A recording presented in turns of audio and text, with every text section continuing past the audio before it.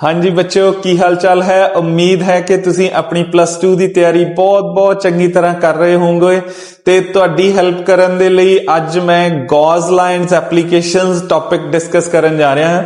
और गॉस ला बहुत important topic आ +2 इलैक्ट्रोस्टैटिक्स ਦਾ। तो गॉस ला ਦੀ ਯੂਜ਼ੇਬਿਲਟੀ ਅਸੀਂ ਕਿੱਥੇ ਕਰਦੇ ਹਾਂ? ਤੇ गॉस ला ਦੀ ਯੂਜ਼ੇਬਿਲਟੀ ਅਸੀਂ ਦੇਖਦੇ ਹਾਂ टू कैलकुलेट इलैक्ट्रिक फील्ड। तो अगर असी इलैक्ट्रिक फील्ड कैलकुलेट करना आ तो साडे लई गॉस ला असी यूज करते हैं। सिमिलरली असी गॉस ला तो इलावा भी इलैक्ट्रिक फील्ड कैलकुलेट कर सकते हैं by using formula E = KQ/R² for the point charge. तो बेसिक ਆਪਾਂ ਇਹਨੂੰ ਲੈ ਕੇ ਚੱਲਦੇ ਸੀ ਔਰ ਮਲਟੀਪਲ ਚਾਰजेस ਨੂੰ ਕੈਲਕੂਲੇਟ ਕਰਨਾ ਆ ਇਲੈਕਟ੍ਰਿਕ ਫੀਲਡ ਤਾਂ ਸਾਡੇ ਕੋਲ ਕੀ ਹੁੰਦਾ ਸੀ? ਸੁਪਰਪੋਜੀਸ਼ਨ ਪ੍ਰਿੰਸੀਪਲ ਯੂਜ਼ ਕਰਦੇ ਸੀ। तो ਹੁਣ ਅਸੀਂ ਇਲੈਕਟ੍ਰਿਕ ਫੀਲਡ ਸੁਪਰਪੋਜੀਸ਼ਨ ਪ੍ਰਿੰਸੀਪਲ ਦੀ ਬਜਾਏ ਗੌਸ ਲਾ ਦੇ ਨਾਲ ਯੂਜ਼ ਕਰਾਂਗੇ। तो ਗੌਸ ਲਾ ਜਾਂ ਫਿਜ਼ਿਕਸ ਦੇ ਵਿੱਚ ਕੀ ਹੁੰਦਾ ਆ ਕਿ ਕੋਈ ਨਾ ਕੋਈ ਟੌਪਿਕ ਹੁੰਦਾ ਆ, ਫਿਰ ਉਹਦੀਆਂ ਲਿਮਿਟੇਸ਼ਨਸ ਹੁੰਦੀਆਂ ਆ, ਉਹਨੂੰ ਲਿਮਿਟੇਸ਼ਨਸ ਨੂੰ ਓਵਰਕਮ ਕਰਨ ਦੇ ਲਈ ਇੱਕ ਨਵਾਂ ਲਾ ਫਾਰਮ ਹੋ ਗਿਆ। ਲਾਈਕ कूलम्स ला दियां की लिमिटेशन सी कि it is applicable to the stationary charges only. Gauss law applicable to the stationary as well as the moving charges. तो जो स्टेशनरी चार्ज वाली लिमिटेशन है कूलम्स ला दे केस दे विच गॉस ने ओवरकम कर ली। ऑफ कोर्स गॉस ला दियां भी कुछ ना कुछ लिमिटेशंस होणगियां। तो गॉस ला दे विच एक की है कि साडे कोल जड़ियां तां सिमेट्रिक बॉडीज ने, उन्हां दा इलैक्ट्रिक फील्ड असी ईजीली कैलकुलेट कर सकते हैं। पर अगर साडे कोल ये बॉडीज सिमेट्रिक नहीं आ तो थोड़ा टीडीएस प्रोसेस हो जाता, तो उत्थे असी गॉस ला नू अवॉइड करते हैं। तो हरेक ला दियां कुछ एडवांटेजेस आ, कुछ डिसएडवांटेजेस आ। तो अज आपां ज्यादा करके गॉस ला दियां एडवांटेजेस और गॉस ला दे बेस दे उपर न्यूमेरिकल्स जो हाँ वो असी डिस्कस करांगे। तो हर टाइप दे विच आपां की देखदे हां कि साडे कोल हरेक पॉइंट दे उपर कुछ बेसिक फंडामेंटल्स हुंदे आ। तो आपां जो फंडामेंटल्स जिहड़े हैगे आ सब तो पहला डिस्कस करदे हां। तो fundamentals for the numerical on the Gauss law, अगर साडे कोल क्वांटाइजेशन है, चार्ज डिस्ट्रीब्यूशन है, charge distribution like it is flux is equal to Q total over epsilon naught. Like अगर साडे कोल टोटल चार्जेस हन it is Q1 Q2 Q3। तो अगर असी गॉस ला दे विच इलैक्ट्रिक फ्लक्स कैलकुलेट करना आ तो असी की करांगे, एक गॉसियन सरफेस दे विच सारे चार्जेस इनक्लोज करांगे और ये साडे कोल 3 चार्जेस हन। तो 3 चार्जेस दा सम कितना हो गया? It is Q1 + Q2 + Q3 over epsilon naught. तो एप्सिलॉन नॉट दे विच असी फ्लक्स जिहड़ा हैगा आ वो कैलकुलेट करते हैं। सानू पता है कि फ्लक्स की है number of electric field lines crossing through the given area. तो अगर असी इत्थे इलैक्ट्रिक फ्लक्स कैलकुलेट करना है तो साडे कोल गिवन चार्जेस अगर पॉइंट चार्जेस हन तो आपां इन्हां सारियां दा सम देख लैंदे हैं। ठीक है। तो अगर असी देखिए तो एक साडे कोल क्वेश्चन इहदे बेस दे उपर ही अगर असी देखिए तो की है कि flux, what is the value of electric flux for electric dipole. तो इलैक्ट्रिक डाइपोल की हुंदा आ? Equal and opposite charges. So it is +Q and -Q charges. तो डाइपोल दे केस दे विच Q टोटल कितना हो जाएगा? 0 +Q एंड -Q। तो टोटल चार्ज कितना हो गया? 0। तो टोटल फ्लक्स जो है वो साडे कोल कितना हो जाएगा? 0। ठीक है। तो अगर साडे कोल कोई भी चार्ज डिस्ट्रीब्यूशन गिवन है तो असी फ्लक्स कैलकुलेट करना है। तो फ्लक्स कैलकुलेट करन लई असी केड़ा फार्मूला यूज करांगे? phi = Q/एप्सिलॉन नॉट। हुण अगर असी इस केस दे विच देखिए तो डाइपोल दे विच साडे कोल टोटल चार्ज कितना आया? 0। टोटल फ्लक्स कितना आया? 0। तो इहदे तो ही अगर एक फर्दर क्वेश्चन असी देखिए कि is there no charge enclosed in the surface if flux is 0 like in this case. तो आंसर की होएगा नो। क्योंकि साडे कोल चार्ज तो हैगा आ, पर सम ऑफ चार्जेस कितना हो गया 0। तो साडे कोल एक काइंड ऑफ लिमिटेशन भी हो गई गॉस लॉ दी कि सानू अगर फ्लक्स 0 है तो असी ये नहीं कंक्लूड कर सकते कि whether there is charge or there is absence of charge or there is situation such that the sum of the charges turns out to be 0। तो ये लिमिटेशन होगी, पर आपां इत्थे लिमिटेशंस च नहीं अज गल करनी, आपां इहदे यूजेजेस देखने हैगे आ कि सानू इहदियां एप्लीकेशंस की है। तो सब तो पहला अगर साडे कोल चार्ज डिस्ट्रीब्यूशन है तो फ्लक्स कैलकुलेट करना तो की है phi is equal to q over epsilon not. दूसरा, अगर साडे कोल इलेक्ट्रिक फ्लक्स कैलकुलेट करना है और इलेक्ट्रिक फील्ड साडे कोल गिवन है, गिवन किस फॉर्म च है, कंपोनेंट फॉर्म च है। लाइक अगर असी इत्थे देखिए तो साडे कोल अगर असी फ्लक्स कैलकुलेट करना है और इलेक्ट्रिक फील्ड और ए वेक्टर फॉर्मूला है, ये भी फ्लक्स का ही है।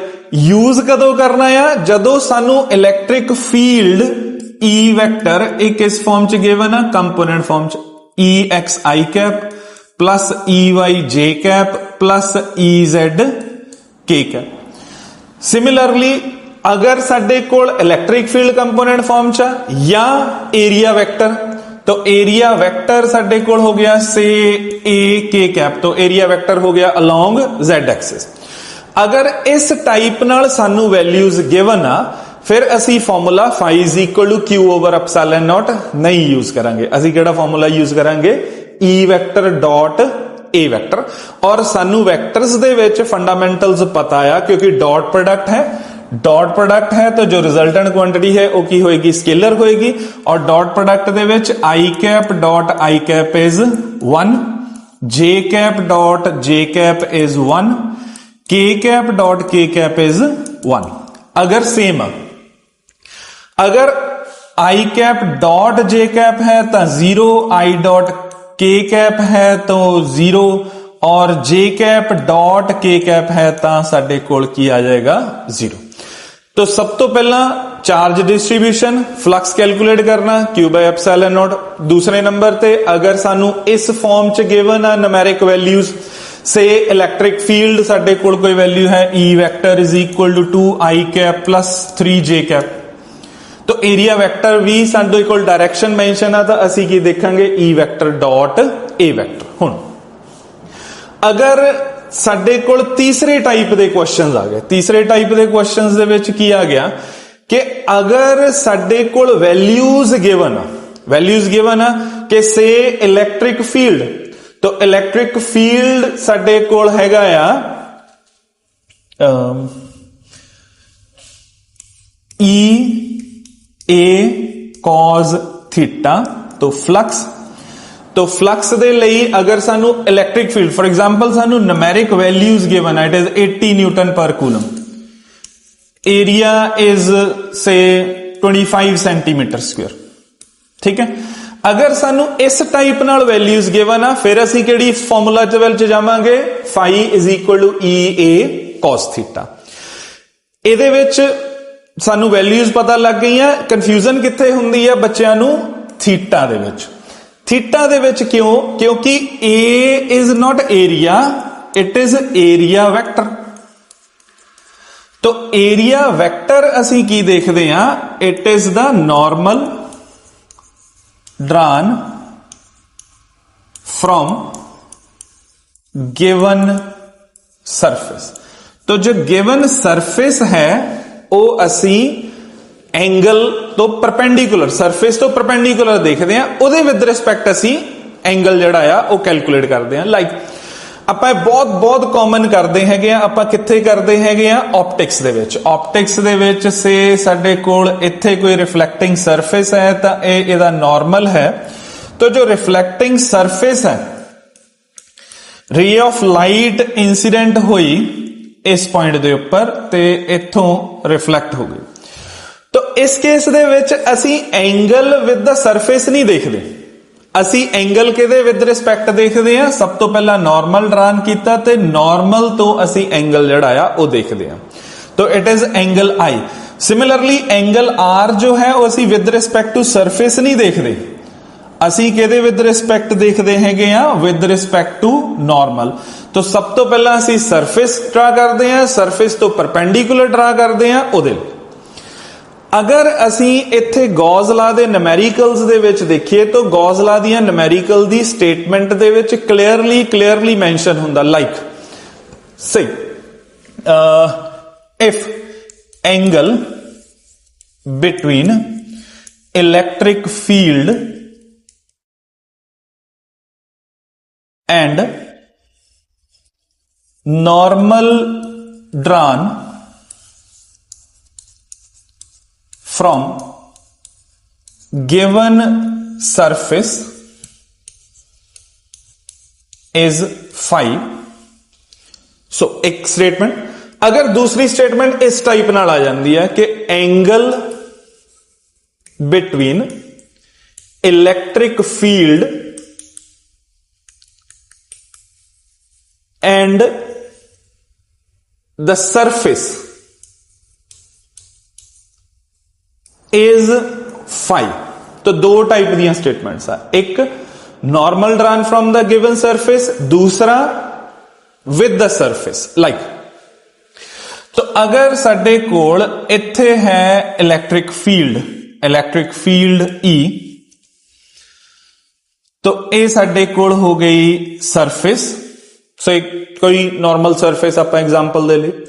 अगर दा साडे कोल ये है कि angle between electric field and normal drawn from the given surface, आ साडे कोल सरफेस हो गई, इहदे तो नॉर्मल ड्रा कीता परपेंडिकुलर एरिया वेक्टर, तो इहदे विच एंगल कितना हो गया फाई, तो theta is equal to phi. तो फ्लक्स जो असी इत्थे कैलकुलेट करना है, तो फ्लक्स दे लई सो आपां जस्ट टू अवॉइड कंफ्यूजन, तो एंगल आपां थोड़ा कोई डिफरेंट चीज कर लेने, क्योंकि फ्लक्स दे लई भी फाई है तो तुसी कंफ्यूज हो सकते हो। तो आपां से कोई एंगल जिहड़ा हैगा आ अल्फा सपोज कर लेने आ, तो इत्थे angle is alpha.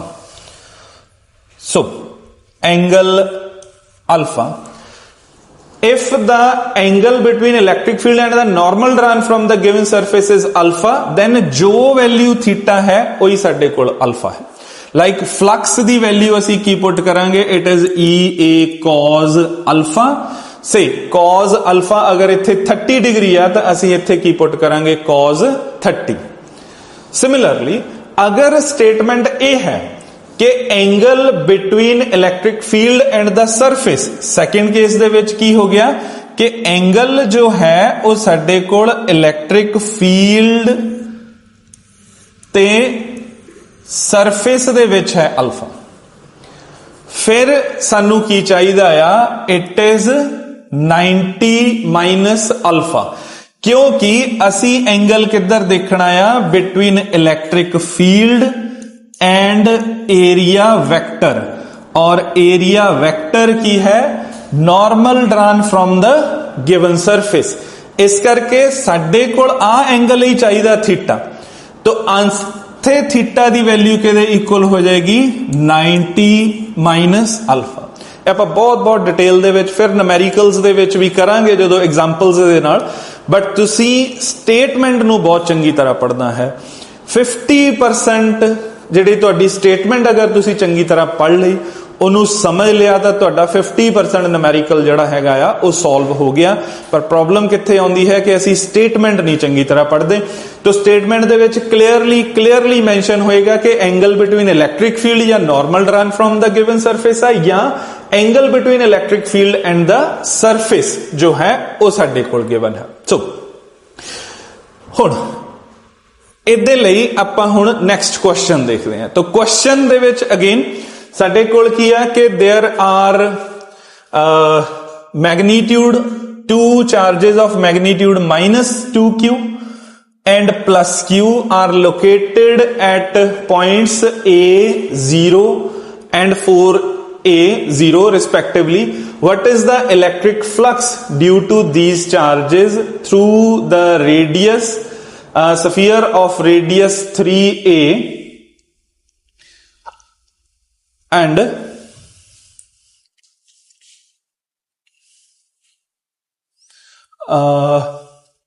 what is the value of electric flux due to these charges through the sphere 3a? So सब तो पहला स्टेटमेंट चार्जेस केड़े केड़े हैगे आ -2q and q.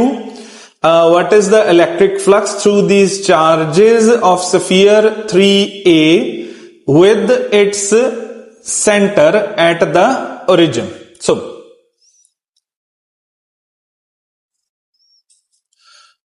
ਸਭ ਤੋਂ ਪਹਿਲਾਂ ਅਸੀਂ ਡਾਇਗਰਾਮ ਤੋਂ ਡਾਇਗਰਾਮ ਦੇ ਵਿੱਚ ਕੀ ਹੈ ਕਿ ਸਾਡੇ ਕੋਲ ਕੋਆਰਡੀਨੇਟਸ ਆ तो कोऑर्डिनेट्स ਹਨ इस पॉइंट ਦੇ ਉੱਪਰ तो ਆਪਾਂ इधर ओरिजिन देखिए तो ओरिजिन तो एक कोऑर्डिनेट हो गया से a then it is 2a then there is 3a then there is 4a so अगर ਆਪਾਂ ਇਹਨੂੰ थोड़ा ਜਿਹਾ डिस्टेंस ਦੇ ਉੱਪਰ ਕਰ ਲਈਏ तो it is a then 2a then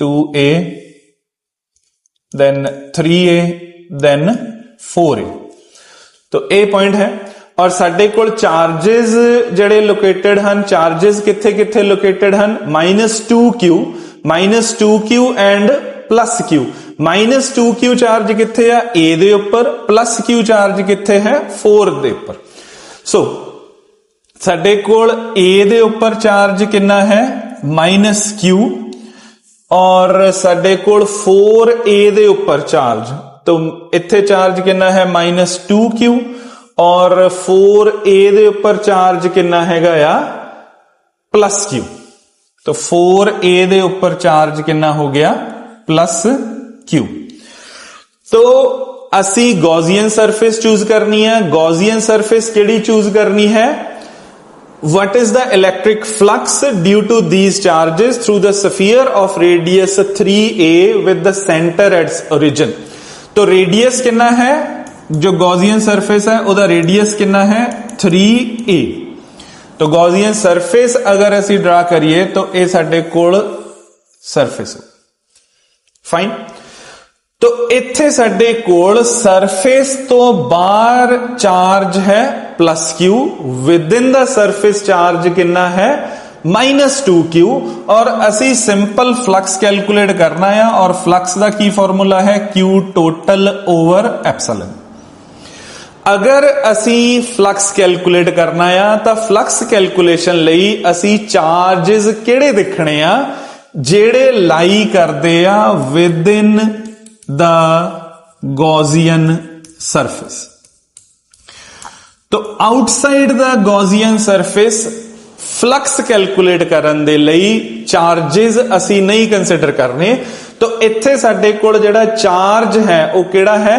-2q क्योंकि +q is outside the sphere क्योंकि असी स्फीयर ड्रा करना ऑफ रेडियस 3a सेंटर की हैगा या ओरिजिन सो इत्थे साडे कोल चार्ज कितना हो गया -2q ओवर एप्सिलॉन नॉट तो फ्लक्स कैलकुलेट करना है तो साडे कोल सिंपल असी चार्ज देखने आ चार्जेस दा सम कर देना डिवाइड बाय एप्सिलॉन नॉट कर देना पर अगर असी यही question same question electric field calculate करना फिर असी ये भी चार्ज कंसिडर करना तो फिलहाल आपां कंफ्यूज नहीं होना फ्लक्स कैलकुलेट करना फ्लक्स कैलकुलेशन दे लिए सिंपल है कि असी टोटल फ्लक्स दे लिए गॉसियन सरफेस ड्रा कीती जो गॉसियन सरफेस मेंशन है ਉਹਦੇ ਵਿੱਚ ਅਸੀਂ टोटल चार्ज जिहड़ा हैगा है कैलकुलेट कर लिया आउटसाइड द सरफेसिस असी नहीं देखणियां तो it is the closed surface board दे ऊपर 2 डायमेंशनल है इट सीम्स लाइक सर्कल पर it is a 3 dimensional surface असी स्फीयर ड्रा करते हैं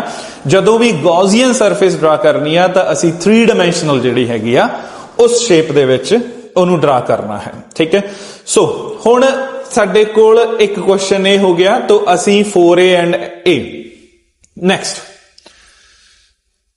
A charge q coulomb is placed at the centre of the cube. ਇਹਦੇ ਵਿੱਚ दो क्वेश्चन हो गए। एक क्वेश्चन हो गया what would be the flux through the cube, what would be the flux through the one face. तो ਇਹਦੇ ਬੇਸ ਦੇ ਉੱਪਰ ਆਪਣੇ ਕੋਲ ਨਿਊਮੈਰੀਕਲਸ ਵੀ ਆਉਂਦੇ ਹੁੰਦੇ ਆ। तो ਨਿਊਮੈਰੀਕਲਸ ਨੂੰ ਅਗਰ ਅਸੀਂ ਦੇਖੀਏ ਤਾਂ ਪਹਿਲਾਂ ਉਹਦਾ ਬੇਸਿਕ ਸਾਨੂੰ ਇਹ ਜਿਹੜਾ ਹੈਗਾ ਆ ਉਹ ਦੇਖਣਾ ਪੈਣਾ ਆ। तो ਉਸ ਤੋਂ ਬਾਅਦ ਦੇ ਵਿੱਚ ਅਸੀਂ ਇਹਨੂੰ ਡਿਟੇਲ ਦੇ ਵਿੱਚ ਜਿਹੜਾ ਹੈਗਾ ਆ ਉਹ ਸਟੱਡੀ ਕਰਾਂਗੇ। Fine. So a charge q coulomb is placed at the center of the cube। और अगर ਅਸੀਂ ਇੱਥੇ cube ਦੇਖੀਏ तो ਇਹ ਸਾਡੇ ਕੋਲ cube ਹੈ। तो charge q is placed at the center। तो चार्ज q के ऊपर हो गया, ਇਹਦੇ सेंटर ਦੇ ਉੱਪਰ हो गया। तो ਇਹ ਸਾਡੇ ਕੋਲ ऑलरेडी 3 डायमेंशनल सरफेस है, क्यूब है। तो what is the value of electric flux? Electric flux की हो गया तो इलेक्ट्रिक फील्ड लाइंस इस डायरेक्शन च भी जाऊगियां, इधर भी जाऊगियां और इस डायरेक्शन च भी जाऊगियां तो इस डायरेक्शन दे विच। तो total flux through this is, तो फाई के दे इक्वल हो जाएगा Q by epsilon. So simple. तो phi is total flux is this. तो फ्लक्स ਨੂੰ ਅਸੀਂ बेसिकली अमाउंट देखते हैं, number of electric field lines number है, ठीक है। तो हुण अगर साडे कोल ਇਹਦਾ सेकंड पार्ट ਅਸੀਂ देखिए तो सेकंड पार्ट ਦੇ ਵਿੱਚ ਕੀ है कि what would be the electric flux through one phase। तो ਇਹ ਸਾਡੇ ਕੋਲ ਜਿਹੜਾ टोटल फ्लक्स हो गया, ਇਹ ਸਾਡੇ ਕੋਲ ਕਿੰਨਾ ਹੋ ਗਿਆ phi is equal to Q by epsilon naught. हुण अगर ਅਸੀਂ ਇਹਦੇ ਵਿੱਚ ਦੇਖੀਏ ਕਿ ਸਾਡੇ ਕੋਲ ਇਸ ਪਾਰਟ ਦੇ ਵਿੱਚੋਂ ਅਸੀਂ ਨਹੀਂ ਦੇਖਣਾ, ਇਸ ਪਾਰਟ ਦੇ ਵਿੱਚੋਂ ਅਸੀਂ ਨਹੀਂ ਦੇਖਣਾ, ਇਸ ਪਾਰਟ ਦੇ ਵਿੱਚੋਂ, ਇਹਦੇ ਵਿੱਚੋਂ ਤੇ ਇਹਦੇ ਵਿੱਚੋਂ ਅਸੀਂ ਫਲਕਸ ਕੀ ਦੇਖਣਾ ਹੈਗਾ ਆ, ਚਾਰਜ Q है तो सिर्फ वन फेस। तो अगर ਅਸੀਂ ਦੇਖੀਏ तो ਇਹਦੇ 6 फेसेस, 1 2 3 4 5 6 फेसेस आ क्यूब ਦੇ ਕੇਸ ਦੇ ਵਿੱਚ। तो अगर टोटल फ्लक्स 6 ਹੀ ਸਾਈਡਸ ਤੋਂ टोटल Q ਜਾ ਰਿਹਾ ਆ, ਇੱਕ ਦੇ ਵਿੱਚੋਂ ਕਿੰਨਾ ਹੋ ਜਾਏਗਾ 1 6। तो flux through the one face ਸਾਡੇ ਕੋਲ ਕਿੰਨਾ ਹੋ ਜਾਏਗਾ Q बाय 6 एप्सिलॉन नॉट। अगर क्वेश्चन आ जाए कि flux through the two faces, तो टू फेसेस दे लिए कितना हो जाएगा phi is equal to Q by 3 epsilon not, ठीक है। तो ਸਾਡੇ ਕੋਲ ਜਿਹੜਾ one face it is Q by 6 epsilon not, दूसरा face plus Q by 6 epsilon naught. अगर उन्होंने सम करिए तो ਸਾਡੇ ਕੋਲ ਕੀ आ जाएगा Q बाय 3 एप्सिलॉन नॉट। तो इस रेशो दे विच, सिंपल रेशो दे विच आपां ओनू जिहड़ा हैगा आ वो डिवाइड करना है। तो इहदे बेस दे उपर ही ਸਾਡੇ ਕੋਲ एक न्यूमेरिकल जिहड़ा है वो बहुत इंपॉर्टेंट न्यूमेरिकल है, वो बोर्ड दे विच भी है और NCERT ਦੀਆਂ प्रॉब्लम्स दे विच भी है। तो ਜਦੋਂ ਇਸ ਪ੍ਰੋਬਲਮ ਦੇ ਵਿੱਚ ਅਸੀਂ ਦੇਖਦੇ ਹਾਂ तो ਆਪਾਂ ਮੇਨਲੀ ਸਾਰੀਆਂ ਪ੍ਰੋਬਲਮਸ ਜਿਹੜੀਆਂ ਇੱਥੇ ਡਿਸਕਸ ਕਰਦੇ ਆਂ ਇਹ ਉਹ ਪ੍ਰੋਬਲਮਸ ਆ ਜਾਂ NCERT ਬੁੱਕ ਤੋਂ ਆਪਾਂ ਸੋਲਵ ਕਰਦੇ ਜਾਂ ਉਹ ਆ ਜਿਹੜੇ ਕੁਐਸਚਨਸ ਪ੍ਰੀਵੀਅਸ ਈਅਰਸ ਦੇ ਵਿੱਚ ਆ ਚੁੱਕੇ ਆ। तो इस टाइप ਦਾ ਕੁਐਸਚਨ ਵੀ ਸਾਡੇ ਕੋਲ ਬਹੁਤ ਵਾਰੀ ਪੇਪਰ ਦੇ ਵਿੱਚ ਆ ਚੁੱਕਾ ਹੈ। तो ਇਹਦੇ ਵਿੱਚ ਅਸੀਂ ਕੀ ਦੇਖਦੇ ਹਾਂ ਕਿ ਸਾਡੇ ਕੋਲ स्टेटमेंट इज लाइक, तो point charge plus Q 10 microcoulomb is placed at a distance directly above the square of side 10 centimeter. What is the magnitude of electric flux? तो what is the magnitude of electric flux? ਹੁਣ ਅਸੀਂ ਕੀ ਦੇਖਿਆ ਕਿ तो ਇੱਥੇ ਸਾਡੇ ਕੋਲ given surface है, given surface square,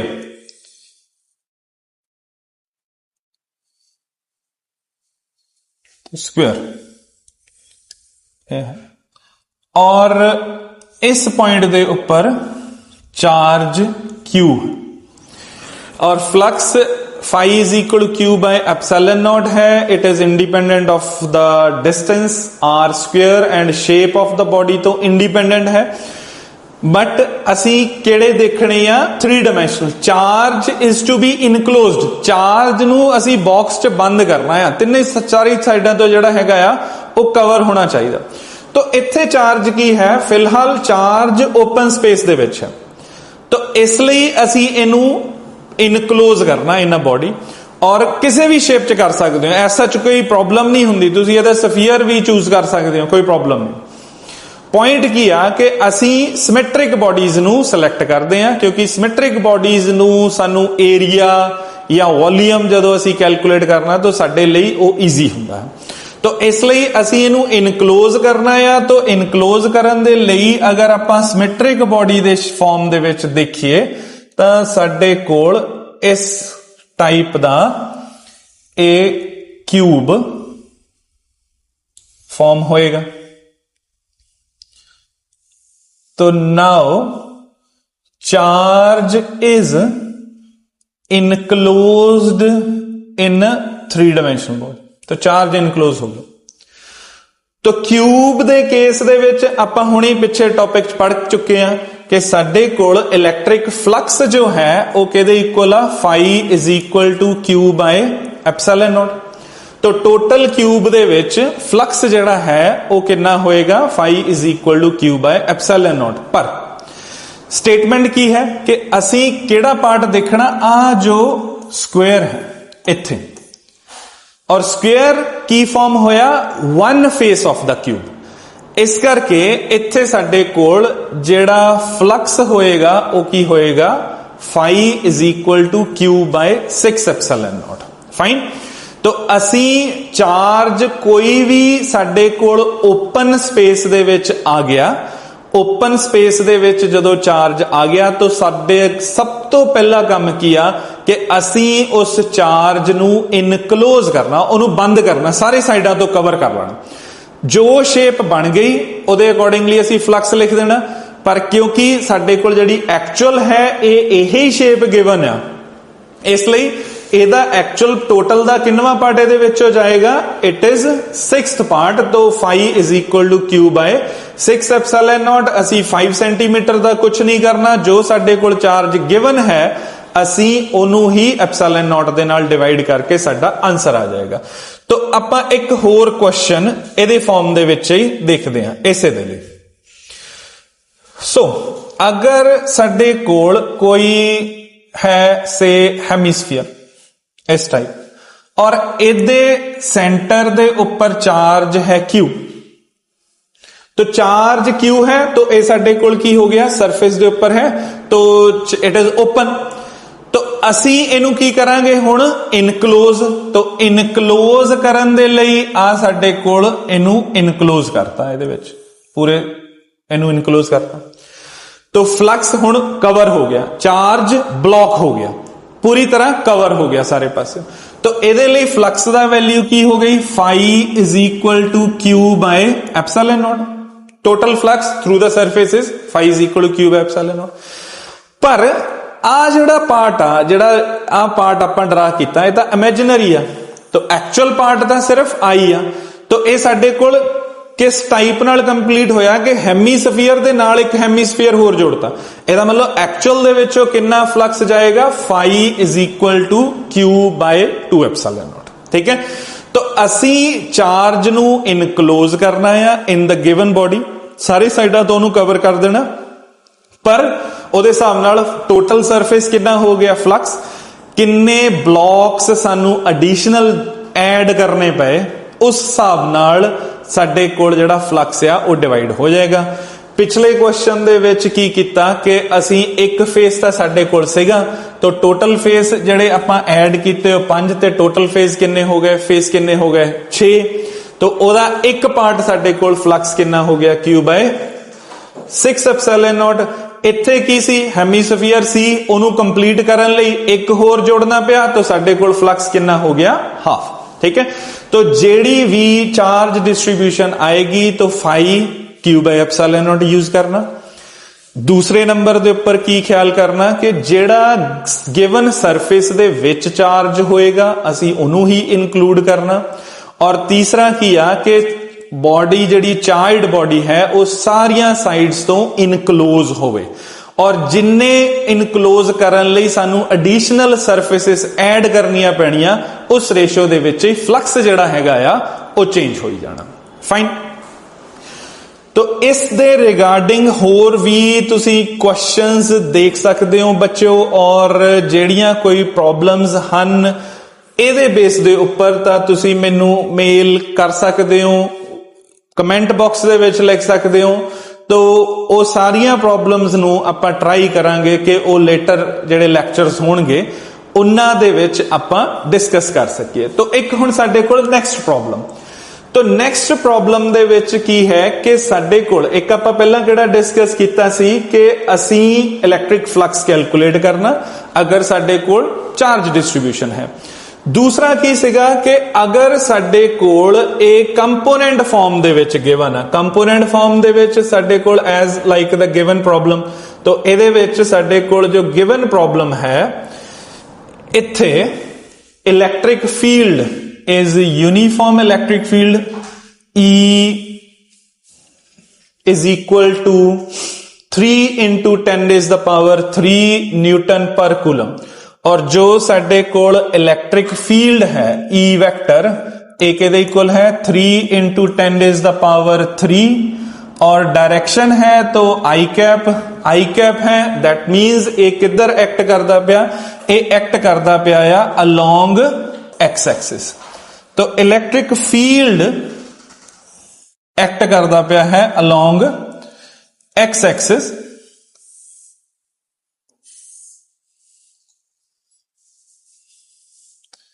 आ भी मणी आ कट दी इत्थे है ना, ठीक है। स्टार्ट।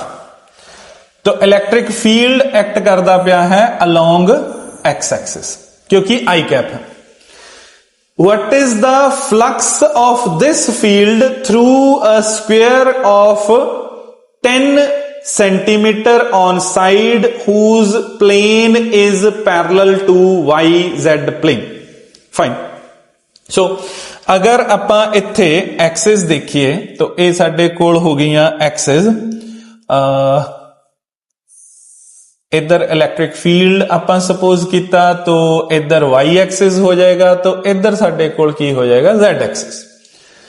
फाइन। और जो साडे कोल इलैक्ट्रिक फील्ड है वो साडे कोल की है plane which is parallel to y and z plane. तो इत्थे साडे कोल की है एक्स, इधर की है वाई ते इधर की है जेड। तो साडे कोल जो गिवन प्लेन है वो की है parallel to y and z plane. तो आ साडे कोल की हो गई जेड और ए की हो गया वाई। तो plane is parallel to y and z. Fine. हुण तो y and z plane parallel है तो it is flux side is 10 centimetre और एरिया की हो जाएगा इट इज साइड स्क्वायर, और सेंटीमीटर नु मीटर च कन्वर्ट करना it is 10 raise the power -2, it is side square. तो एरिया कितना हो जाएगा 100 इंटू 10 रेज़ द पावर -4 या आपां इहनूं 10 raise the power -2 metre square area. जदों असी इलैक्ट्रिक फ्लक्स दे न्यूमेरिकल्स करते हैं तो साडा मेन कंसर्न या मेन प्रॉब्लम कित्थे आउंदी आ, एरिया वैक्टर नूं समझण दे विच। तो बहुत बेसिक हुंदा है, तो असी एरिया वैक्टर किहड़ा देखना है, normal drawn from the given surface. और असी इत्थे अगर देखिए तो इलैक्ट्रिक फील्ड ते surface, electric field and surface, not normal drawn from the given surface, electric field and surface दे विच एंगल कितना है 90।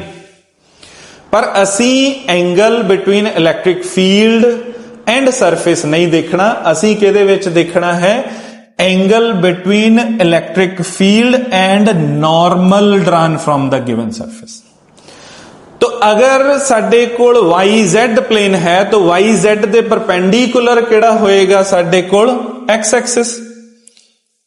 तो इधर एरिया वेक्टर किधर हो जाएगा अलोंग एक्स एक्सिस। लाइक अगर असी हुण इत्थे देखिए सिंपल इनू याद रखना कि अगर एरिया है एक्स जेड प्लेन दे विच तो फिर साडे कोल एरिया वेक्टर जो है, एरिया वेक्टर एक इधर एक्ट करेगा अलोंग वाई एक्सिस। अगर साडे कोल है एक्स वाई प्लेन दे विच, फिर ये किधर एक्ट करेगा, एक्स एंड वाई दे परपेंडिकुलर किहड़ा होएगा, जेड एक्सिस, तो एरिया किधर हो जाएगा, ए के कैप। और अगर साडे कोल प्लेन है y z as in the given statement, तो ये साडे कोल की है वाई जेड प्लेन, तो एरिया वेक्टर किधर एक्ट करेगा, अलोंग एक्स एक्सिस, तो ये की हो जाएगा आई कैप। तो इस केस दे विच ये साडे कोल की हो जाएगा आई कैप। फाइन, तो साडे कोल एरिया वेक्टर पता लग गया, ओदी डायरेक्शन पता लग गई, सानू electric field the direction given है क्योंकि आई कैप है, तो ये साडे कोल की हो गया एक्स एक्सिस। तो हुण आपां फॉर्मूला लिखांगे, तो फॉर्मूला साडे कोल की है phi is equal to e vector dot A vector. E vector की है 3 into 10 raise the power 3 along x axis, तो ये साडे कोल की हो गया आई कैप। एरिया वेक्टर कितना है, it is 10 raise the power -2, और ये भी किधर एक्ट करता पिया, अलोंग एक्स एक्सिस, तो ये भी की हो गया आई कैप। तो i cap dot i cap is 1, तो साडे कोल जो फ्लक्स है यदी वैल्यू कितनी आ जाएगी 30, और फ्लक्स दे यूनिट की है, it is newton per coulomb metre square, क्योंकि phi is equal to E into a. Electric field दे यूनिट की होंगे न्यूटन पर कूलम, एरिया दे यूनिट की होंगे मीटर स्क्वेयर, तो फ्लक्स दे यूनिट की हो गए Newton per coulomb metre square. Fine, तो साडे कोल एक पार्ट एदा जो है वो इस केस दे विच है, और हुण जो एदा सेकंड पार्ट है, तो सेकंड पार्ट दे विच साडे कोल एंगल थीटा है। तो एंगल थीटा है फर्स्ट पार्ट दे विच, इलैक्ट्रिक फील्ड साडे कोल गिवन सी, सेकंड पार्ट दे विच हुण साडे कोल what is the flux through the same square, same square है, दैट मींस एरिया साडे कोल सेम है। एरिया कितना है साडे कोल 10 रेज़ द पावर -2, और डायरेक्शन केड़ी है अलोंग एक्स एक्सिस, तो ये साडे कोल की हो गया मीटर स्क्वायर। फाइन, सो दूसरा पॉइंट ਇਹਦੇ ਵਿੱਚ ਕੀ ਹੈ ਕਿ ਸਾਡੇ ਕੋਲ एंगल गिवन है, तो ਆਪਾਂ ਇਹਨੂੰ मैग्नीट्यूड ਦੀ ਫਾਰਮ ਦੇ ਵਿੱਚ ਹੀ ਦੇਖਾਂਗੇ। ਆ ਵੀ ਮਣੀ ਕੱਟਣਾ ਹੈ ਇੱਥੋਂ ਨਾ। ਸੋ ਇੱਥੇ ਸਾਡੇ ਕੋਲ ਇਲੈਕਟ੍ਰਿਕ ਫਲਕਸ ਤੋਂ ਏਰੀਆ ਸਾਡੇ ਕੋਲ ਸੇਮ ਹੈ, it is 10 raise the power -2 metre square. Electric field ਸਾਡੇ ਕੋਲ ਸੇਮ है, E is equal to 3 into 10 raise the power 3, क्योंकि आई कैप है ये किधर एक्ट करती पई है अलोंग एक्स एक्सिस। तो सेकंड पार्ट दे विच आपां आई कैप एंड जे कैप या के कैप नूं अवॉइड कर रहे कंपोनेंट, क्योंकि सानू ऑलरेडी थीटा गिवन है, तो थीटा इज 60। हुण थीटा फॉर्मूला सानू पता है, फ्लक्स दे लई की फॉर्मूला यूज करांगे, it is E into A into cos theta, तो flux is equal to E into A into cos theta.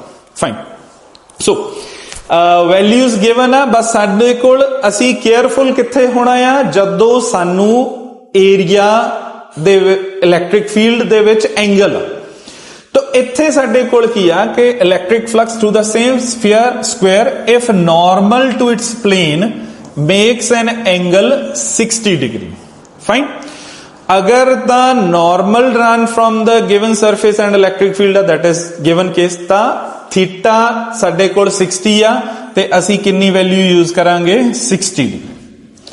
अगर बाई चांस साडे कोल स्टेटमेंट इदां हुंदी कि what is the flux through the same square if the plane makes an angle 60 degree with the x axis या electric field, इत्थे x axis electric field भी x axis जाते उधर भी, फिर असी किहड़ा एंगल यूज करना सी 90 - 60, तो इट इज 90 - 60। पर इस केस दे विच नॉर्मल साडे कोल गिवन है, तो थीटा दी वैल्यू साडे कोल जो है वो की रहेगी सेम। तो अगर असी हुण वैल्यूज पुट करिए, तो वैल्यूज दे विच की है phi is equal to E into A into cos theta. E is 3 into 10 raise the power 3, area is 10 raise the power -2, and cos 60 दी वैल्यू हुंदी 1/2, तो साडे कोल फ्लक्स इस केस च कितना आ जाएगा Newton per coulomb metre square. सो ये हो गया फाइन। तो असी दो टाइप दी प्रॉब्लम्स जड़ियां आ वो डिस्कस कर लईआं। एक जदों सानू क्वांटाइजेशन ऑफ चार्जेस गिवन आ, फिर असी phi is equal to Q by epsilon not. दूसरा सानू इलैक्ट्रिक फील्ड ते एरिया गिवन आ, पर इलैक्ट्रिक फील्ड ते एरिया वैक्टर सानू कंपोनेंट फॉर्म च, फिर असी किहड़ा फार्मूला यूज करना, phi is equal to e vector dot a vector. तीसरा अगर सानू एंगल गिवन आ, इलैक्ट्रिक फील्ड एंड एरिया और एंगल गिवन आ, फिर असी केड़ा फॉर्मूला यूज करना, phi is equal to E A cos theta. ठीक है, तो केड़ी सिचुएशन दे विच असी केड़ा फॉर्मूला यूज करना है वो बहुत इंपॉर्टेंट आ। अगर सानू सिचुएशन पता है पर सानू फॉर्मूला केड़ी कंडीशन नहीं, तो फिर साडे लिए प्रॉब्लम हो सकती है। इसलिए असी जदों भी फिजिक्स दीयां प्रॉब्लम्स करनियां आ तो किया कि जरूरी नहीं कि सानू फॉर्मूला आउंदा आ ते असी सही आंसर कैलकुलेट कर सकते हैं। सानू सिचुएशन भी ख्याल रखना पैना। बहुत छोटी छोटी कंडीशन दे नाल वर्ड नॉर्मल नहीं आ, प्लेन आ, विद द सरफेस हो गया तो साडा आंसर जिहड़ा हैगा आ वो चेंज हो जाना। तो सारियां नू पॉइंट्स नू नोट डाउन जरूर करी जाया करो, क्योंकि जदों असी ऑनलाइन प्लेटफॉर्म्स दे ऊपर देखते हैं तो सारा कुछ मिक्स हुंदा आ। तुसी अज ये थ्योरी देख के चलते हो, जदों नैक्सट डे ओपन करूंगे तो सामने होर वीडियोज आ जाऊंगी, तो यू विल गॉट कंफ्यूज। तो इसलिए जेड़े भी पेपर है आपां डिस्कस करते हैं उन्होंने नोट डाउन करके अपनी फाइल दे विच रिकॉर्ड कर लो, कंपाइल करके रखो, ताकि फाइनल एग्जाम्स तो पहला तुहानू ये सारी जेड़े हैगे आ वो हेल्पफुल हो सकन। सो हुण नैक्सट प्रॉब्लम, तो नैक्सट प्रॉब्लम दे विच हुण असीं ये सारे केसेस दे विच की देखिया कि इलैक्ट्रिक फील्ड थ्रू आउट की सी, यूनीफॉर्म सी। हुण जिहड़ी असीं प्रॉब्लम देखणी आ उहदे विच इलैक्ट्रिक फील्ड कांस्टेंट नहीं आ। तो इलैक्ट्रिक फील्ड कांस्टेंट नहीं आ, तो electric field in the region is given by, तो इलैक्ट्रिक फील्ड ये साडे कोल कितना है, it is 50x i cap. Fine, तो ਇਹਦੇ ਵਿੱਚ ਸਾਡੇ ਕੋਲ electric field in the region is given by it is 50x i cap. तो इलैक्ट्रिक फील्ड कांस्टेंट नहीं आ, ये डिस्टेंस दे नाल चेंज हो रहा है, x दे नाल चेंज हो रहा है। और इस केस च ਸਾਡੇ ਕੋਲ डायग्राम जो है, so the net flux through the cylinder and the charge enclosed in that cylinder. तो असी एक क्वेश्चन की देखना है इलैक्ट्रिक फील्ड, और दूसरा क्वेश्चन दे विच असी की देखना है जो साडे कोल चार्ज है। So X axis and Y axis. जो इलैक्ट्रिक फील्ड गिवन है वो साडे कोल कितनी वैल्यू है, E vector is equal to 50x i cap. तो electric field is along x axis, और एक्स एक्सिस है ते ये साडे कोल यूनीफॉर्म नहीं है। तो एक पॉइंट हो गया, अगर इस पॉइंट दे ऊपर असी देखिए से सरफेस S1, तो सरफेस S1 दे लई E1 इलैक्ट्रिक फील्ड कितना होएगा, इट इज 50 into 1, तो ये कितना होएगा 50 newton per coulomb metre square. और दूसरी सरफेस अगर असी इत्थे देखिए ये कितनी हो गई S2, और E2 क्योंकि डिस्टेंस चेंज हो गया तो ये साडे कोल कितनी हो जाएगी 50 into 2, that is 100 newton per coulomb. तो इस केस दे विच अगर असी देखिए तो साडे कोल E1 is equal to 50 newton per coulomb metre square, E2 ये साडे कोल कितना हो गया 100 newton per coulomb metre square. So electric field and दूसरे रीजन हो गए। हुण असी की करते होने, गॉसियन सरफेसिस चूज करते हैं। गॉसियन सरफेसिस इस केस दे विच कितनियां हो गई 3, तो गॉसियन सरफेस सब तो पहला साडे कोल हो गई S1, और ये साडे कोल S1, फिर आपां केड़ी चूज कीती S2, फिर साडे कोल केड़ी हो गई सरफेस S3। तो असी सरफेसिस केड़ियां चूज करते हैं, सरफेसिस केड़ियां चूज करते हैं, normal drawn from the given surface. तो असी angle between electric field and surface नहीं देखते, असी angle between electric field and the normal run from the given surface देखते हैं। अगर आप इनू स्टेंसिल नू एरिया वैक्टर देखिए तो साडे कोल सरफेस S1 है। S1 आ साडे कोल सिलेंड्रिकल सरफेस है, इहदे परपेंडिकुलर सानू चाहिए, परपेंडिकुलर इस सरफेस दे परपेंडिकुलर किधर होएगा, toward left, toward left that is इस साइड दे ऊपर साडे कोल हो गया। ते एरिया वैक्टर जो है वो साडे कोल S1 दे लिए इधर होएगा।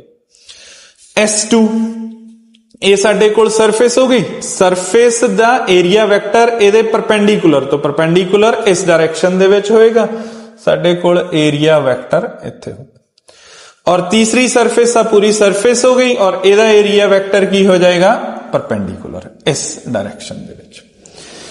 सो सरफेसेस सिलेंड्रिकल बॉडी है, सिलेंड्रिकल बॉडी दे विच साडे कोल सरफेसेस, 3 सरफेसेस चूज कीतियां और असी एरिया वैक्टर्स ड्रा करते हैं, एरिया वैक्टर्स ड्रा करते हैं तो साडे कोल की है, normal drawn from the given surface.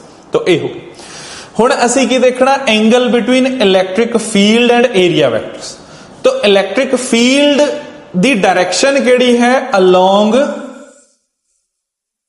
X axis. तो electric field along x axis act करता पाया है, तो ई वैक्टर है और ये साडे कोल ई एक्स है, सही आप पर एक कांस्टेंट नहीं।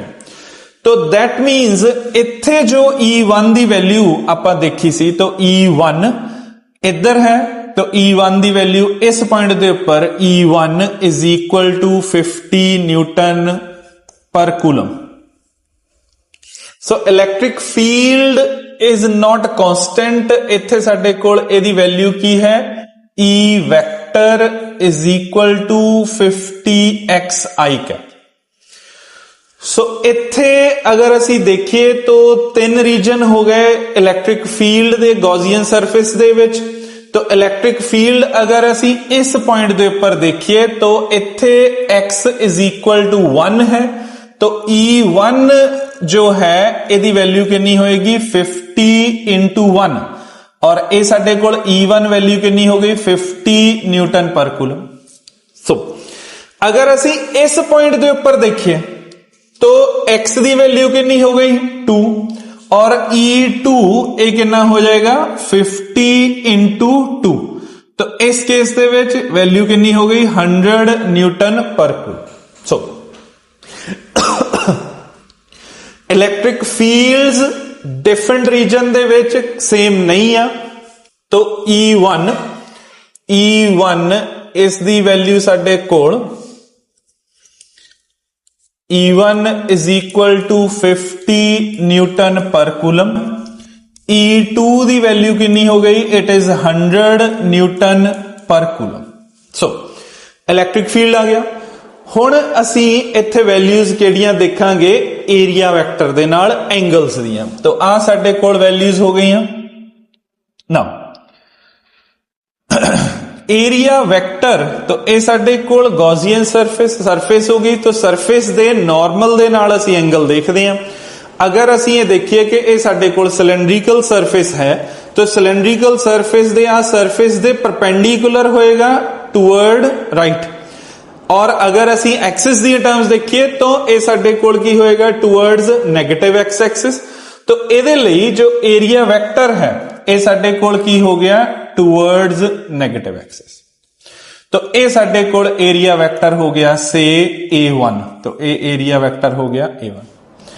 अगर असी S2 दे देखिए विद रिस्पेक्ट, तो इहदे सरफेस हो गई टूवर्ड पॉजिटिव एक्स एक्सिस, तो इहदा एरिया वेक्टर जो है ये साडे कोल किधर एक्ट करेगा, टूवर्ड्स पॉजिटिव एक्स एक्सिस। तो इनू आपां एरिया दा नाम दे दिन्ने, इट इज A2, एरिया हो गया A2।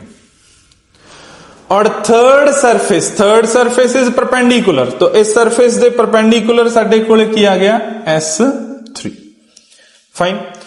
तो इलैक्ट्रिक फील्ड दे असी मैग्नीट्यूड्स देख ले, E1 एंड E2 ये साडे कोल कितना हो गया, 50 newton per coulomb and 100 newton per coulomb.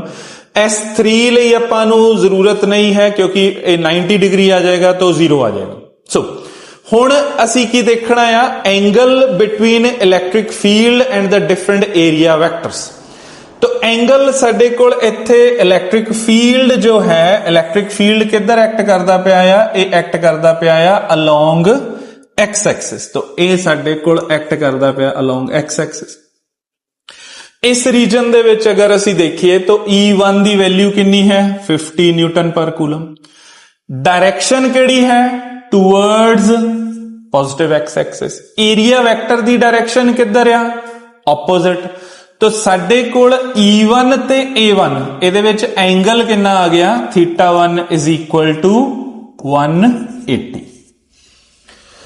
Second region area vector है toward positive X axis. Electric field V किधर है toward positive X axis. Electric field की वैल्यू कितनी आई साडे कोल E2 is equal to 100 newton per coulomb. Area ते electric field दे विच एंगल कितना आ गया साडे कोल θ2 कितना आ गया 0।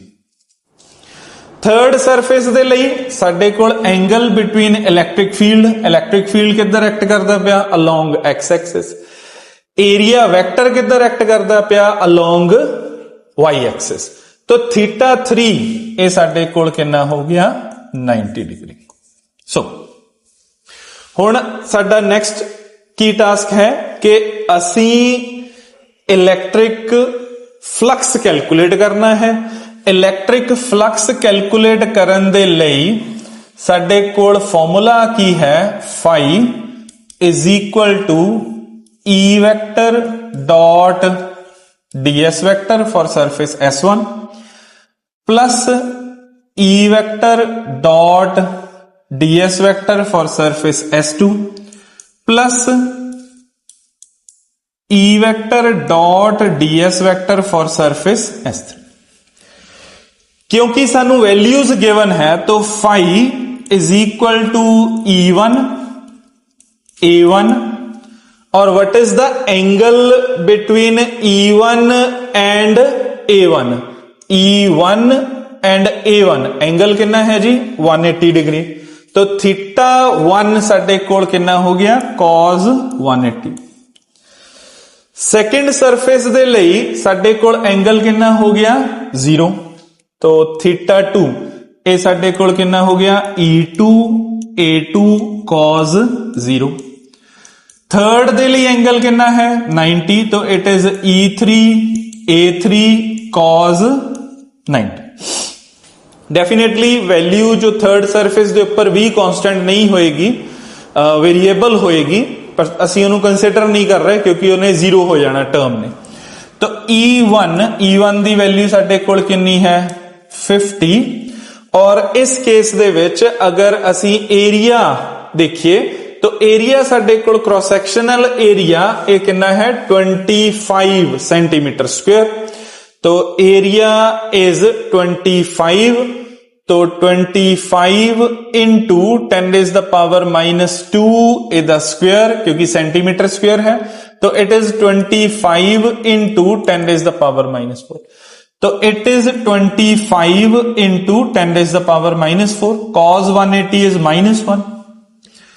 E2 is 100, A2 is 25 into 10 is the power -4, cos 0 is 1 and cos 90 is 0। सो साडे कोल इत्थे किया जाएगा कॉमन से 25 into 10 is the power -4 और 100 minus 50। तो it is 50 into 25 into 10 is the power -4। तो ये साडे कोल 1250 into 10 is the power -4 Newton per coulomb and metre square. सो साडे कोल फ्लक्स दी वैल्यू ये साडे कोल कितनी आई है 1250 into 10 is the power -4। Next part. So जो नेक्स्ट ਇਹਦੇ ਵਿੱਚ ਹੈ ਉਹ ਅਸੀਂ ਕੀ ਕੈਲਕੂਲੇਟ ਕਰਨਾ ਹੈ ਚਾਰਜ। और चार्ज दे लई सानू formula phi is equal to Q by epsilon not है। फ्लक्स दी वैल्यू कितनी आई 1250 into 10 is the power -4 is equal to Q epsilon naught the value is 8.85 into 10 raised to the power minus 12. So Q is equal to 1250 into 8.85 into 10 raised to the power minus 12 into 10 raised to the power minus 4. So 11062 into 10 raised to the power minus 16 या ਅਸੀਂ ਇਹਨੂੰ ਕੀ ਲਿਖਾਂਗੇ it is 1.1062 into 10 raised to the power minus 12 और charge ਦੇ unit ਕੀ ਹੁੰਦੇ ਆ ਕੁਲ तो ਆਪਾਂ ਇਹਨੂੰ ਰਾਉਂਡ ਆਫ ਵੀ ਕਰ ਸਕਦੇ ਆ तो ਫਿਲਹਾਲ ਮੈਂ ਰਾਉਂਡਿੰਗ ਆਫ ਦੇ ਵਿੱਚ ਨਹੀਂ ਹੈ ਸੋ ਫਲਕਸ ਦਾ ਇੱਕ ਸਾਡੇ ਕੋਲੇ ਟੌਪਿਕ ਹੈ ਠੀਕ ਹੈ ਸੋ ਨੈਕਸਟ ਟੌਪਿਕ ਇਹਦੇ ਵਿੱਚ ਸੋ ਆਲਮੋਸਟ ਸੇਮ ਟਾਈਪ ਦੀ ਹੀ ਪ੍ਰੋਬਲਮ ਹੈ तो ਇਹ ਸਾਡੇ ਕੋਲ ਕੀ ਸੀਗਾ ਕਿ ਨॉन यूनिफॉर्म ਇਲੈਕਟ੍ਰਿਕ ਫੀਲਡ ਆ यूनिफॉर्म ਨਹੀਂ ਆ ਔਰ ਇਲੈਕਟ੍ਰਿਕ ਫੀਲਡ ਇਸ ਕੇਸ ਦੇ ਵਿੱਚ ਸੀ ਕਿ direction fix along x axis ਹੁਣ ਜੋ ਆਪਾਂ ਨੈਕਸਟ ਪ੍ਰੋਬਲਮ ਕਰਨ ਜਾ ਰਹੇ ਆ ਇਹਦੇ ਵਿੱਚ ਕੀ ਹੈ ਕਿ ਸਾਡੇ ਕੋਲ ਇਲੈਕਟ੍ਰਿਕ ਫੀਲਡ ਦੀ ਵੈਲਿਊ ਜੋ ਹੈ ਜੋ ਡਾਇਰੈਕਸ਼ਨ ਹੈ ਉਹ ਕਾਂਸਟੈਂਟ ਨਹੀਂ ਹੈ ਡਾਇਰੈਕਸ਼ਨ ਚੇਂਜ ਹੋਣੀ ਐਸ ਪਰ ਦਾ ਡਾਇਗਰਾਮ ਸੋ ਅਸੀਂ ਹੁਣ ਸਭ ਤੋਂ ਪਹਿਲਾਂ ਇਹਦੇ ਵਿੱਚ ਸਟੇਟਮੈਂਟ ਤੋਂ ਨੈਕਸਟ ਕੁਐਸਚਨ ਦੇ ਵਿੱਚ electric field along x-axis is given by E vector is equal to 100 Newton per coulomb for x greater than 0 so ਇਸ ਕੇਸ ਦੇ ਵਿੱਚ ਸਾਡੇ ਕੋਲ electric field 100 Newton per coulomb I cap with the condition that if x is greater than 0 ਫਿਰ ਸਾਡੇ ਕੋਲ electric field ਜੋ ਹੈ ਉਹ ਸਾਡੇ ਕੋਲ ਪੋਜ਼ਿਟਿਵ ਹੈ ਅਗਰ x ਲੈਸ ਦੈਨ 0 ਆ ਤਾਂ ਇਲੈਕਟ੍ਰਿਕ ਫੀਲਡ ਸਾਡੇ ਕੋਲ ਕੀ ਹੈ ਮਾਈਨਸ ਉਹਦੀ ਡਾਇਰੈਕਸ਼ਨ ਕੀ ਹੋ ਗਈ ਟੁਵਰਡ ਦਾ ਨੈਗੇਟਿਵ x ਐਕਸਿਸ ਠੀਕ ਹੈ ਤਾਂ ਸਭ ਤੋਂ ਪਹਿਲਾਂ ਆਪਾਂ ਡਾਇਗਰਾਮ ਦੇਖਦੇ ਹਾਂ ਤਾਂ ਡਾਇਗਰਾਮ ਤੋਂ ਬਾਅਦ ਆਪਾਂ ਇਹਦਾ ਜਿਹੜਾ ਸਮ ਆ ਉਹ ਦੇਖਾਂਗੇ so start right circular cylinder of length 20 centimeter तो length 20 centimeter है radius is 5 centimeter तो radius 5 centimeter है तो area ਸਾਡੇ ਕੋਲ ਕੀ ਹੋ ਜਾਏਗਾ cross sectional area it is pi r square so pi is 3.14 और it is 5 square सेंटीमीटर है तो 10 raised to the power minus 4 10 centimetre is 10 raised to the power minus 2 square होके आए तो ये साडे कोल कितना आ जाएगा 78.5 into 10 raised to the power minus 4 metre square जो एरिया दी वैल्यू है सो एरिया सानू पता लग गया पर साडा मेन कंसर्न इत्थे फ्लक्स दा है तो स्टेटमेंट किया lies parallel to x axis this with the center at the origin तो center origin ਦੇ ਉੱਪਰ ਹੋ ਗਿਆ तो ਆ ਸਾਡੇ ਕੋਲ origin ਹੋ ਗਿਆ one face at x plus 10 centimeter and other face at minus 10 centimeter तो आ 20 centimeter at 10 and plus 10 calculate the net outward flux through the cylinder तो again ਅਸੀਂ flux calculate ਕਰਨਾ ਹੈ और साडे कोल फ्लक्स दे लई जो फॉर्मूला है वो की है सिलेंडर दे केस च it is E vector dot ds vector for surface S1 E vector dot ds vector for surface S2 and E vector dot ds vector for surface S3 तो असी जो लास्ट क्वेश्चन सी ओदे वांगू ਹੁਣ ਇਸ case ਦੇ ਵਿੱਚ ਅਸੀਂ ਤਿੰਨ ਸਰਫੇਸਿਸ ਚੂਜ਼ ਕੀਤੀਆਂ ਉੱਥੇ ਵੀ ਤਿੰਨ ਸਰਫੇਸਿਸ ਚੂਜ਼ ਕੀਤੀਆਂ ਤਾਂ ਇੱਕ ਸਰਫੇਸ ਸਾਡੇ ਕੋਲ ਹੋ ਗਈ S1 दूसरी सरफेस ਅਸੀਂ ਚੂਜ਼ ਕੀਤੀ S2 और तीसरी सरफेस ਅਸੀਂ ਚੂਜ਼ ਕੀਤੀ S3 तो ਤਿੰਨ ਸਰਫੇਸ ਐਲੀਮੈਂਟਸ ਅਸੀਂ ਜਿਹੜੇ ਆ ਉਹ ਸਿਲੈਕਟ ਕੀਤੇ ਉਸ ਤੋਂ ਬਾਅਦ ਦੇ ਵਿੱਚ ਏਰੀਆ ਵੈਕਟਰ ਕੀ ਹੁੰਦਾ ਆ normal drawn from the given surface तो S1 सरफेस दे एरिया वैक्टर परपेंडिकुलर इस डायरेक्शन दे विच हो गया, S2 परपेंडिकुलर इधर हो गया और S3 इस डायरेक्शन।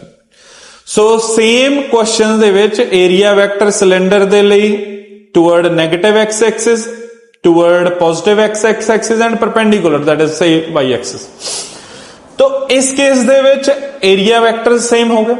नैक्सट पॉइंट दे विच की आ कि इलैक्ट्रिक फील्ड लास्ट केस दे विच जिहड़ा असीं पिछला न्यूमेरिकल कीता सी ओहदे विच direction throughout electric field दी सी अलोंग एक्स एक्सिस, पर इत्थे कंडीशन आ गई। इत्थे की है, if x greater than 0 then E vector is 100 newton per coulomb और I कैप दैट मींस एक किधर एक्ट करदा पिया आ अलोंग एक्स एक्सिस। तो इस रीजन च साडे कोल इलैक्ट्रिक फील्ड किधर एक्ट करेगा अलोंग एक्स एक्सिस। और if x is less than 0 आ साडे कोल रीजन हो गया, आ वाला रीजन की हो गया x लेस देन 0 और x लेस देन 0 आ ता electric field the direction it is -100 I cap. तो -100 I कैप हो गया, तो इलैक्ट्रिक फील्ड दी डायरेक्शन केड़ी हो गई toward the negative X axis. ठीक है, तो ਇਹਦਾ मतलब हुण असी एंगल्स देखिए। इलैक्ट्रिक फील्ड दी वैल्यू E1 या E2 for x greater than 0 it is 100 newton per coulomb positive X axis.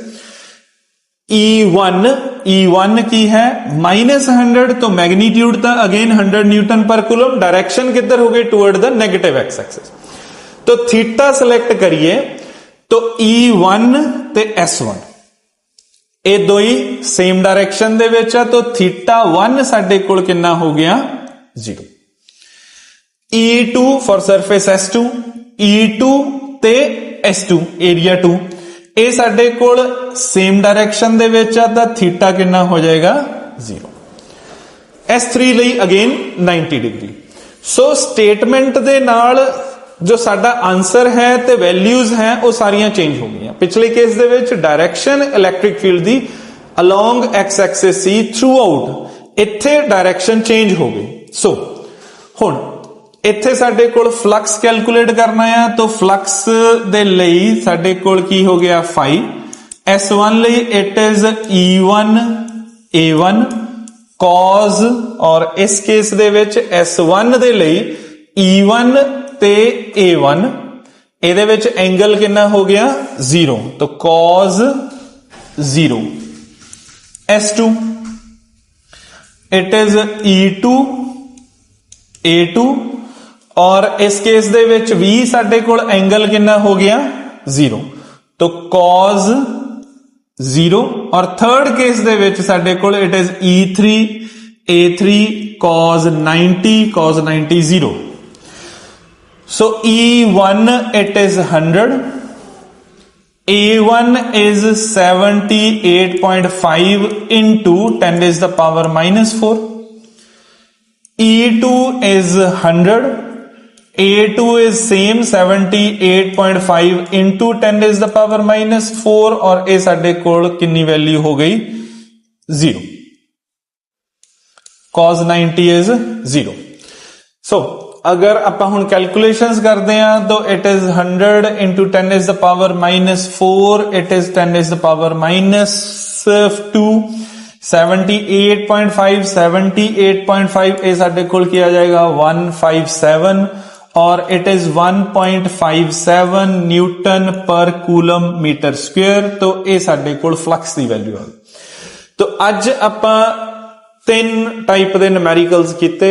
Given charge distribution दे लई अगर साडे कोल कंपोनेंट फॉर्म है या साडे कोल थीटा गिवन है या साडे कोल इलैक्ट्रिक फील्ड है, नॉन यूनीफॉर्म इलैक्ट्रिक फील्ड है, नॉन यूनीफॉर्म इलैक्ट्रिक फील्ड दे विच भी साडे कोल डायरेक्शन चेंज हो गई। इस केस दे विच पिछला केस किहड़ा डिस्कस कीता सीगा असीं जिहदे विच मैग्नीट्यूड चेंज हो रहा सी।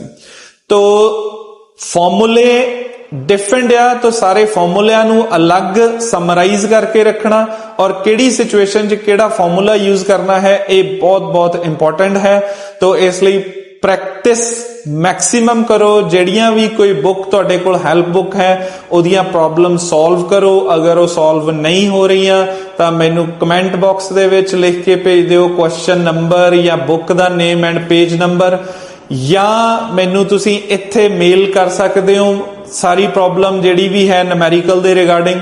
ਤੋ ਆਪਾਂ ਗੌਸ ਲਾ ਦੇ ਬੇਸ ਦੇ ਉੱਪਰ ਇੱਕ ਹੋਰ ਲੈਕਚਰ ਜੋ ਹੈ ਉਹ ਕ੍ਰੀਏਟ ਕਰ ਸਕਦੇ ਹਾਂ ਡਿਪੈਂਡਿੰਗ ਔਨ ਯੋਰ ਕੁਐਰੀਜ਼, ਤੇ ਜਿਹੜੀਆਂ ਵੀ ਕੁਐਰੀਜ਼ ਤੁਸੀਂ ਭੇਜੋਗੇ ਉਹਦੇ ਅਕੋਰਡਿੰਗਲੀ ਆਪਾਂ ਨੈਕਸਟ ਵੀਡੀਓ ਜਿਹੜੀ ਹੈਗੀ ਆ ਉਹ ਕਰਾਂਗੇ। ਤੋ ਬਹੁਤ ਬਹੁਤ ਚੰਗੀ ਤਰ੍ਹਾਂ ਪ੍ਰੈਕਟਿਸ ਕਰੋ, ਲਿਖ ਕੇ ਦੇਖੋ ਫਾਰਮੂਲੇ ਜਿਹੜੇ ਹੈਗੇ ਆ ਉਹਨਾਂ ਨੂੰ ਯਾਦ ਕਰਕੇ ਔਰ ਉਹਨਾਂ ਨੂੰ ਕਿਹੜੀ ਸਿਚੁਏਸ਼ਨ 'ਚ ਯੂਜ਼ ਕਰਨਾ ਹੈ ਉਹ ਕਰੋ, ਤਾਂ ਕਿ ਤੁਹਾਡੇ +2 ਫਾਈਨਲ ਦੇ ਵਿੱਚ ਜਾਂ ਕੰਪੀਟੀਟਿਵ ਐਗਜ਼ਾਮਸ ਦੇ ਵਿੱਚ ਤੁਸੀਂ ਬਹੁਤ ਬਹੁਤ ਸੋਹਣੇ ਨੰਬਰ ਲੈ ਕੇ ਜਿਹੜੇ ਹੈਗੇ ਆ ਉਹ ਪਾਸ ਹੋ। Thank you.